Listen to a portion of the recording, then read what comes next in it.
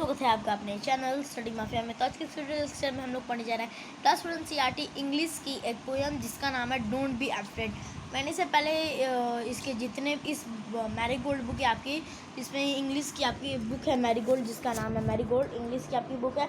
उसमें जितने भी अभी तक के फ़िलहाल चैप्टर और पोएम थे सभी हम लोग कवर कर चुके हैं। और कवर करते करते अभी हम लोग की बारी आती है don't be afraid of the dark. एक छोटा सा चैप्टर नहीं कह सकते, एक छोटी सी पोएम है जिसमें आपको बताया जा रहा है कि आपको अंधेरे से नहीं डरना है, इसीलिए don't be afraid of the dark. Dark मतलब अंधेरा होता है और डोंट बी अफ्रेड मतलब होता है अफ्रेड मतलब डरना, और डोंट बी मतलब अफ्रेड से मतलब डरना नहीं, ठीक है। Don't be afraid of dark मतलब डार्क से मतलब अंधेरे से नहीं डरना है, ठीक है। तो एक छोटी सी पोएम है, तो चलिए इसको स्टार्ट करते हैं।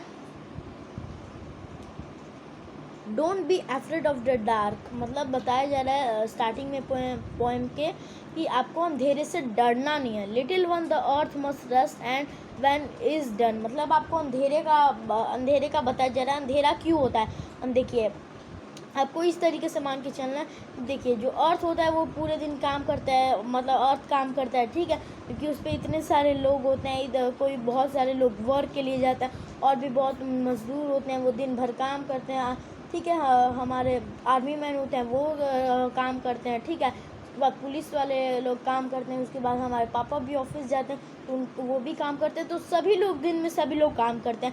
रात में एक छोटा सा समय होता है जब भी सब लोग अपना काम करके थोड़ा सा रेस्ट कर रहे होते हैं, मतलब आराम कर रहे होते हैं कि चलो पूरा दिन का आज एक वर्क आपने सब लोग स्पेसिफिक टास्क बनाते हैं कि एक दिन में ये करना है, तो होता है ना। तो सभी लोग रात में एकदम आराम से छोटा सा रेस्ट लेते हैं। ये आपको अफ्रेड का बताया जा रहा है। The sun must be harsh but moon light never मतलब जो सन की लाइट होती है वो हार्श होती है, पर मून की कभी नहीं, लाइट हार्श होती है। देखिए आपको तो पता है जो सन होता है वो सनलाइट देता है। सनलाइट से हमारे पेड़ ग्रो करते हैं, पेड़ से हमें फर्नीचर मिलता है, उसके बाद ऑक्सीजन मिलती है, हवा मिलती है, उसके बाद फ्रूट्स मिलते हैं, ठीक है, फर्नीचर मिलते हैं, ऑक्सीजन, ठीक है। ये 3 चीज़ें हमें उससे मिलती है। और एक 4 चीज़ें एनिमल को मिलते हैं। चौथी चीज़ वो क्या है, उनको घर मिलता है एनिमल्स को, ठीक है। कुछ लोग नेस्ट बना के रहते हैं वहाँ पर, कुछ लोग पेड़ के नीचे, कुछ जानवर होते हैं, ठीक है, जैसे काऊ होती है, वो चारा खाकर पेड़ के नीचे सुस्ताते हैं। सुस्ताना मतलब क्या होता है, पेड़ के नीचे आराम करते हैं जब ज़्यादा धूप होती है। तो बताया जा रहा है सन हार्श हो सकता है पर मून नहीं। सन क्योंकि बहुत ज़्यादा लाइट देता है, तो सन में आप काम करते हो तो आपको बहुत गर्मी लगती है, हार्श होता है, हार्श वेदर होता है समर का। क्यों, क्योंकि हार्श क्या बताया जा रहा है, हार्श मतलब बहुत धूप होती है। लेकिन रात में ठंडी ठंडी होती है, और ज़्यादातर बच्चे को ठंडी अच्छी लगती होगी। गर्मी ज़्यादातर को इसीलिए अच्छी लगती होगी क्योंकि उसमें आम खाने को मिलता है। बच्चों को तो आम बहुत अच्छा लगता है, लेकिन ठंडी में थोड़ी सी, ठंडी नहीं, जब थोड़ी सी हवा चलती है तो अच्छा सा लगता है, ठीक है। इसलिए बताया जा रहा है कि सन हार्श हो सकती है, उसकी लाइट हार्श हो सकती है, लेकिन कभी भी मून की लाइट हार्श नहीं हो सकती। मून सिर्फ चमकता है, ठीक है। मून जो चमकता है उसकी लाइट हार्श नहीं होती है, वो मून की लाइट कभी हार्श नहीं हो सकती है, ठीक है। रात में आपको थोड़ी थोड़ी ठंडी सी हवा बहती है ना, इसलिए बताया जा रहा है मून की लाइट हार्श नहीं होती है। एंड दो star will be shining for ever and ever और वो जो स्टार होते हैं वो हमेशा हमेशा और हमेशा चमकते रहते हैं। अब अपने पापा से पूछोगे जब वो बचे थे तो तभी भी तारे चमकते थे। अपने दादा से पूछोगे वो जब बचे थे तो वो तारे तब भी चमकते थे। अपने दादा के भी दादा से अगर आप दादा से पूछोगे तो दादा से उनके दादा के बारे में पूछोगे, दादा के भी दादा, तो बताएंगे हाँ उनको भी स्टार्स दिखते थे, है ना। दादाजी ने आपकी कहानी भी सुनाई होगी कई बार स्टार्स की, तो उन्हें भी स्टार दिखते थे। इसीलिए बताया जा रहा है जो स्टार होते हैं वो चमकते रहते हैं, चमकते रहते हैं, चमकते रहते हैं। आपकी अगली पीढ़ी भी स्टार्स देखेगी, ठीक है। जैसे आप अब स्टार देख रहे हो, आपके बच्चे देखेंगे, फिर उनके बच्चे देखेंगे, ऐसे ही स्टार्स का हमेशा चमकता रहता है, ठीक है। Be friends with the night, be friend with the night, there is nothing to fear मतलब आप दोस्त बनिए अंधेरे का, ठीक है। क्या बताया जा रहा है, to be friend with the night, आपको अंधेरे से दोस्ती करनी है, उसका दोस्त बनना है। There is nothing to fear, रात में डरने जैसा कुछ है नहीं, सिर्फ अंधेरा तो होता है, उसमें डरने वाली क्या बात है। Just let you thought travel to friends far and near मतलब आपको बस ये सोचना है, मतलब जो आपका फ्रेंड है वो भी ट्रैवल कर रहा है और वो जब पहुंच जाएगा अपनी जगह पे, अपनी डेस्टिनेशन पे, तो सुबह हो जाएगी। आपको बस यही सोचना है, ठीक है। नेक्स्ट है by day it does seen that our troubles want keys, but at night, late at night, the world is it at peace. जैसे आप लोग सुबह में देखते हो कि बाय डे आप लोग सुबह में देखते हो कि बहुत गाड़ी की हॉर्न आवाज़ आती है, बहुत पॉल्यूशन होता है, ठीक है। सुबह में आप लोग बाहर अभी रोड पे निकल के देखोगे, सुबह में सिर्फ गाड़ियाँ ही गाड़ियाँ, इतनी हॉर्न की आवाज़ आती है ना, आपका कान दर्द देने लगेगा एक बार को, ठीक है। लेकिन अगर आप वही रात में निकलोगे, सुबह में एकदम हल्ला होता है, लेकिन अगर आप वही रात में निकलोगे, रात में क्या देखोगे, रात में कोई ट्रैवल नहीं करता है। कुछ लोग ट्रैवल करते हैं आपको रोड पे, जो आपको सुबह गए थे 1-2 हज़ार गाड़ियाँ दिख रही थी, रात में मात्र 2 से 4 गाड़ियाँ दिखेंगी, उसमें कितना आवाज़ होगा भाई, थोड़ा सा हाँ। और रात में कोई हॉर्न भी नहीं बजाता है, ठीक है, ऐसी नॉर्मल गाड़ियाँ चलती हैं, ठीक है, तो कोई हॉर्न भी नहीं बजाता है। तो रात में जाओगे जहाँ पे आपको 1-2 हज़ार गाड़ियाँ मिलती थी, आपको वहाँ पे 2 से 4 गाड़ियाँ मिलेंगी जिनकी कोई आवाज़ नहीं आता है। क्यों? क्योंकि रात में कोई हॉर्न नहीं बजाता है, ठीक है। सुबह में हॉर्न ही हॉर्न, इसीलिए रात में अगर आप रोड पर निकलो तो आपको एकदम पीस ही पीस हर जगह मिलेगा, ठीक है। तो समझ गए, बहुत ही अच्छी पोएम थी जिसमें हम लोग को बताया गया था कि हमको डार्क से नहीं डरना है। तो इस पोएम को लिखा था रस्किन बॉन्ड ने। तो इस पोएम को हमने कंप्लीट कर लिया। अब इसके न्यू वर्ड्स लेते हैं। एफ्रेड मतलब डरना, डार्क मतलब अंधेरा, रस्ट मतलब आराम करना, हार्श मतलब बहुत भारी, फॉरएवर मतलब हमेशा, ट्रबल्स मतलब दिक्कतें, और कीस मतलब बताओ। मैंने पोएम में बताया, चलो आपको बताना है ये कीस। अब देखते हैं इसके रीडिंग इज़ फन।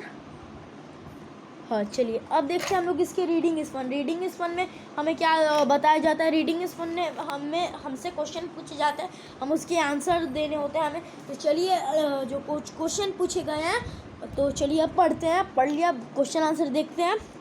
क्वेश्चन है what is the poem about, मतलब जब ये हमने इतने लंबे चौड़े नहीं, छोटी सी पोएम देखी है, उस पोएम में बताया क्या जा रहा है, ठीक है।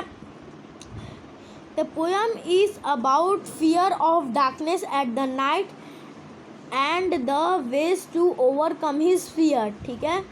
क्या बताया जा रहा है, पोएम किसके बारे में, फियर के बारे में और डार्कनेस के बारे में। फियर मतलब आपके डर के बारे में, और डर किससे लेकर, डार्कनेस से आपके डर के बारे में, ऑफ द नाइट रात को लेकर, ठीक है। रात में आपका जो डर होता है डार्कनेस से, उसके बारे में, and the ways to overcome this fear, और कुछ वेज बताए गए हैं जिससे आप इन जो फियर है आपकी, जो आपको डर लग रहा है, आप इसको भूल सकते हैं, ठीक है।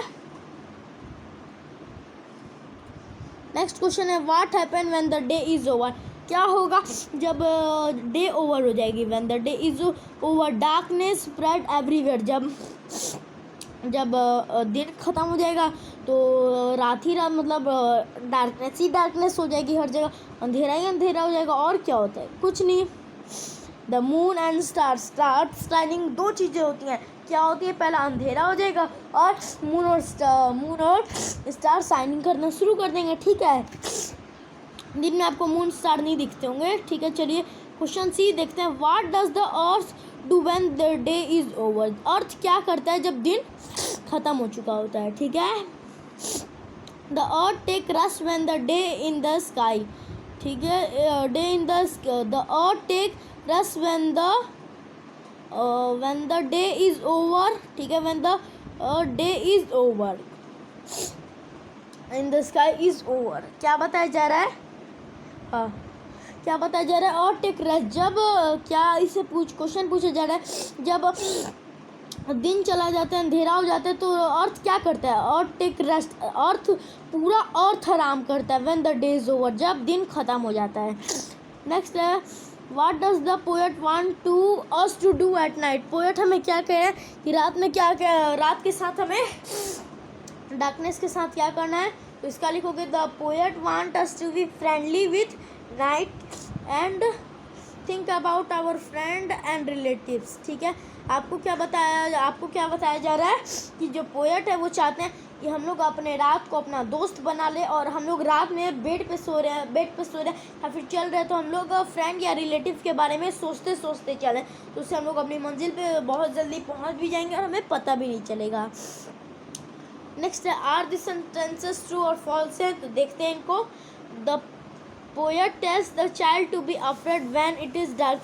पोएट क्या बोल रहा है कि बच्चे डरो जब अंधेरा हो। तो पोएट तो ऐसा बिल्कुल नहीं कह रहा है। पोएट इसका उल्टा कह रहा है कि मत डरो, तो इसका होगा false. The poet say that star will always shine at night. Poet है वो कहना है जो स्टार्स होते हैं वो हमेशा रात में चमकते हैं, तो ये बात सही है। The poet tells that children to think run after it is dark. Poet है वो क्या ये बोल रहे हैं कि अब रात को अपना दोस्त समझो। तो हाँ, ये पोएट बोल रहे हैं, ठीक है, पोएट बोल रहे हैं, ठीक है, इसका होगा ट्रू। अब नेक्स्ट है वर्ड बिल्डिंग। तो देखते हैं वर्ड बिल्डिंग को। Moon plus light, moon light. Break plus fast, break fast. Good plus night, good night. Day plus break, day break, ठीक है। Water plus fall, waterfall. Rain plus bow, rainbow. Next है find a word in the poem which is opposite of. मतलब poem में ये जो कुछ word हैं poem में इनके अपोजिट लिखे गए हैं, ठीक है, इनके अपोजिट लिखे गए हैं। तो अब आपको इनके अपोजिट लिखे गए हैं, तो जो पोएम है वर्ड है इनके अपोजिट बताना है। तो वार को पोएम में नहीं है, तो वार का उल्टा होगा पीस, तो पीस। एनिमीज का होगा फ्रेंड, जेंटल का होगा हार्स, लाइट का होगा डार्क, नाइट का होगा डे, स्टार का होगा कीस, ठीक है। चलिए अब हम लोग नेक्स्ट पेज पे आते हैं। Look at this word in the poem. क्या आपने इन वर्ड्स को पोएम में देखा है? ऐसे डोंट, वोंट, डोंट, ऐसे वोंट करके आ रहे हैं ना सब, ठीक है, ये सभी शब्द पोएम में आए हुए हैं, ठीक है। तो अब हमको इनके फुल फॉर्म देखना है। Here are there full form, इनके फुल फॉर्म है। डोंट और वोंट आए, तो डोंट का फुल फॉर्म होता है डू नॉट, और वोंट का फुल फॉर्म होता है विल नॉट। तो नीचे ऐसे ही कुछ वर्ड दिए गए हैं, तो अब आपको इनके फुल फॉर्म बताना है। तो डिडेंट का डिड नॉट, शुडेंट का शुड नॉट, वुडेंट का वुड नॉट, कुडेंट का कुड नॉट, और मस्टेंट का होगा मस्ट नॉट। नेक्स्ट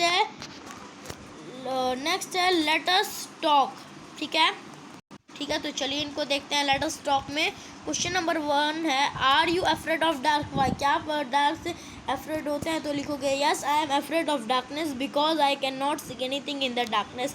तो हाँ भाई, मैं डार्क से अफ्रेड होता था, पर इस पोएम को पढ़ के नहीं होगा, तो मैं अभी जो पूछा है उतना ही बताता। Yes I am afraid of darkness, हाँ मैं डार्कनेस से डरता हूँ। Because I can not see anything in the darkness, क्योंकि मैं कुछ भी डार्कनेस में, अंधेरे में कुछ भी नहीं देख पाता। Why do you do when it is dark. आज आप जब डार्क होता है तो आप क्या करते हो? I lie down on my bed, मैं बेड पे सोता हूँ। एनीथिंग, और मैं कुछ भी सोचता है अबाउट माई फ्रेंड और रिलेटिव के बारे में सोचता। थर्ड क्वेश्चन है have you ever been very frightened. क्या आप कभी बहुत गुस्से हुआ है? Tell your partner about it, आपको अपने पार्टनर को बताना है। तो ये तो भाई आपकी पर्सनल बात है, आप हुए हो कि नहीं, ठीक है, तो ये आप अपने दोस्त के साथ करिएगा। नेक्स्ट है what is the word with stars with T rhymes with keys and mean to play full fun of, ठीक है।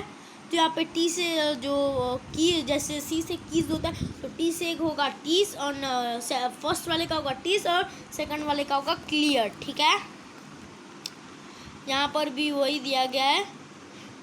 Where did the tip of tongue touch. नीचे आपको ऊपर ये जो क्वेश्चन है what is the word that start with C, आपको कुछ सी के वर्ड देखने। Rhyme with near and fear, जो नियर और फियर से राइम हो, and means easy to see here और अंडरस्टैंड, ठीक है। तो where did the tip of touch tongue, इस क्वेश्चन को करने के बाद आपका जो टिप होता है, मतलब आपका जो टंग है वो कहाँ पर टच होता है? तो ऊपरी भाग में। लिसन एंड रिपीट कैट, आपको लिसन करना है, सुनना है, और रिपीट करना है cat. Did you hear what you tongue did, क्या आपने सुना आपकी टंग क्या कह रही है? से this word and feel what your tongue does when you से, मतलब आपको कुछ नीचे वर्ड है इनको देखना है, इनको पढ़ना है एक दो बार, और देखिएगा फिर आपकी टंग क्या बोलते हैं। तो toe top tight end, toe top tight end, toe top tight end, toe top tight end, ठीक है, इनको बोलिए। वर्क इन पेयर्स है। मेक अ कफ साउंड, आपको कफ साउंड निकालना है। आई केम डाउन, मैं नीचे आया। आई कफ्ड, आई कफ्ड, कफ मतलब क्या होता है? खांसना। तो आपको खांस के दिखाना है, तो खांसेंगे तो ठीक है, ऐसे खांसना है। एंड कफ अगेन, और फिर खांसना है, ठीक है, ऐसे आपको खांसना है। डिड यू हियर द के साउंड, क्या आपने जब आप खांस लेते तो खांस लेते तो के साउंड आपने थोड़ा सा सुना होगा at the end of the workbook, ठीक है। आखिरी में जब आप ख़त्म कर रहे हो वो साउंड ना, तो आपने जो आपने किया ना उसमें क साउंड थोड़ा सा, के साउंड थोड़ा सा आया ना, तो ठीक है, आया ना ख़त्म होते टाइम रिपीट। अब नीचे कुछ वर्ड्स हैं जिनको आपको रिपीट करना है, बुक, लुक, नेक, डक, चिक, सैक, क्लॉक। एक और 2 बार 4 बार रिपीट करना है, 1 बार रिपीट किया, फिर से रिपीट करते हैं, बुक, लुक, नेक, डक, चिक, सैक, क्लॉक। एक और बार रिपीट करते हैं, बुक, लुक, नेक, डक, चिक, सैक, क्लॉक, ठीक है। 3 बार हो गई। चौथी बार बुक, लुक, नेक, डक, चिक, सैक, क्लॉक, ठीक है। तो आपको इसको पढ़ना है। All this word start with same sound. ये नीचे जितने भी वर्ड्स दिए गए हैं नीचे सभी एक ही साउंड से स्टार्ट होते हैं, ठीक है। नीचे एक ही साउंड से स्टार्ट होते हैं, जैसे कैंगरू बोलोगे कंगारू, ठीक है। वो बहुत बच्चे कंगारू बोलते हैं तो कैंगरू होता है। अगर आप कैंगरू बोलोगे तो ठीक है, तो के से वर्ड शुरू होता है। कॉटन बोलोगे तो CURTIN स्पेलिंग होती है और क से आवाज आता है। किंग बोलोगे तो ये तो किंग ही से स्टार्ट हो, के ही से स्टार्ट होता है। की से भी के का थोड़ा सा क का साउंड आया, के का। काइंड में भी के का साउंड आया, किटन में भी के का साउंड आया। टीम टाइम है, अब आपको अपने टीम के दोस्तों के साथ करना है। Divide the class into 4 group. अब आपको क्लास को 4 ग्रुप में डिवाइड करना है, ठीक है। मान लीजिए आपके क्लास में कितने 40 बच्चे हैं, तो आपको 10-10 का 4 ग्रुप बनाना है, ठीक है। 4-4 का आपको 40 बच्चे हैं तो 4-4 का ग्रुप बनाना है और कुछ क्वेश्चन फाइंड आउट करना है। पहला क्वेश्चन है, इमेजिन लाइफ विदाउट द सन। आपको ऐसा लाइफ इमेजिन करनी है जो कि बिना सन के है। तो आंसर लिखोगे, it will be dark everywhere, nothing will be visible without light. मतलब सब जगह अंधेरा ही अंधेरा होगा, कुछ भी दिखाई नहीं देगा, लाइट और कुछ भी बिना लाइट के दिखाई नहीं देगा। Survival of life will become very difficult. और लाइफ में अपना जीना बहुत मुश्किल हो जाएगा। क्यों? क्योंकि अगर सनलाइट नहीं होगी, सिर्फ डार्कनेस ही होगी, सनलाइट नहीं होगी तो क्या होगा? सनलाइट नहीं होगी तो सनलाइट हमारे फसल पे नहीं पड़ेगी, ठीक है। तो फसल पे नहीं पड़ेगी तो ग्रो नहीं होगा, ग्रो नहीं होगा तो फार्मर बेचेंगे नहीं, फार्मर नहीं बेचेंगे तो वो लोग खरीद नहीं पाएंगे, वो लोग खरीद नहीं पाएंगे तो हम लोग खा नहीं पाएंगे, हम लोग खा नहीं पाएंगे तो हम लोग मर जाएंगे, ठीक है। और 2 क्वेश्चन आपको डिस्कस करना है अपने टीम के साथ, तो देखते हैं। What are the things that may happen if there is no sunlight. कुछ आपको चीज़ें बतानी है जो अगर नहीं होगी तो अगर सनलाइट नहीं होगी तो वो चीज़ें भी नहीं होंगी। If there is no sunlight there will be no food. कोई खाना नहीं होगा, कोई पानी नहीं होगा। It will be tough to live. बहुत टफ हो जाएगा रहना। पानी क्यों नहीं होगा? पानी का इसे क्या देखो, जो ग्लेशियर होती है उसी से ना पानी आता है। तो ग्लेशियर जब पिघलती है, और पिघलती कैसे है? पिघलती जब उस पर सन की लाइट पड़ती है और तभी रिवर में पानी आता है ना, जो वहाँ से बह के आती है, इसीलिए कहा जा रहा है। 4th क्वेश्चन है, discuss with the group and right your ideas in your notebook. अब आपको अपने ग्रुप के साथ डिस्कस करना है और इसके आइडियाज़ लिखना है, ठीक है। समझ गए? यहाँ तक बात आ गई समझ? यहाँ पे अभी चैप्टर में क्या हो रहा है। अब लेट अस राइट है, चलिए लेट्स राइट को देखते हैं। Question number 1, the red tea cup are filled with a particular word. देखिए ये जो 4 टी कप है एक पर्टिकुलर वर्ड से हैं। देखिए जैसे 2, 1 डियर, सोन, ठीक है। 4 वर्ड्स हैं, ठीक है। इनके क्या है? 2, 1 डियर, सोन। तो अब आपको इसके सिमिलर, मतलब इसके जैसे मिलते जुलते कुछ वर्ड्स बनाने हैं। जैसे 2 का हो गया 2, TOO और TWO। TOO मतलब होता है थोड़ा ज़्यादा और 2, और 2 मतलब होता है 2। 1 इसी तरीके से, तो 1 का लिखोगे आप लोग वन। मैं लिख देता, देखो 1 का होगा 1, इसके अंदर आप लोग लिखना। उसके बाद है डियर, 1 सेकंड, देखो मैं लिखवा रहा। उसके बाद अभी हम लोग ये वाला करते हैं। पहले डियर का ये रहा, सोन का ये रहा, ठीक है। चलिए अभी देखते हैं। देखिए डियर का होगा DEAR और इसका होगा सोन मतलब बेटा और सन, ठीक है। सन मतलब सूरज। बात आ गई समझ? चलिए अब नेक्स्ट पेज पे आते हैं। Now complete the following sentences. अब नीचे कुछ फॉलोइंग सेंटेंसेस दी गई हैं, इनको कंप्लीट करिए चूजिंग द राइट वर्ड, सही वर्ड को चूज करके। क्वेश्चन नंबर ए है the sun was dash difficult for the class to solve only dash student could do it.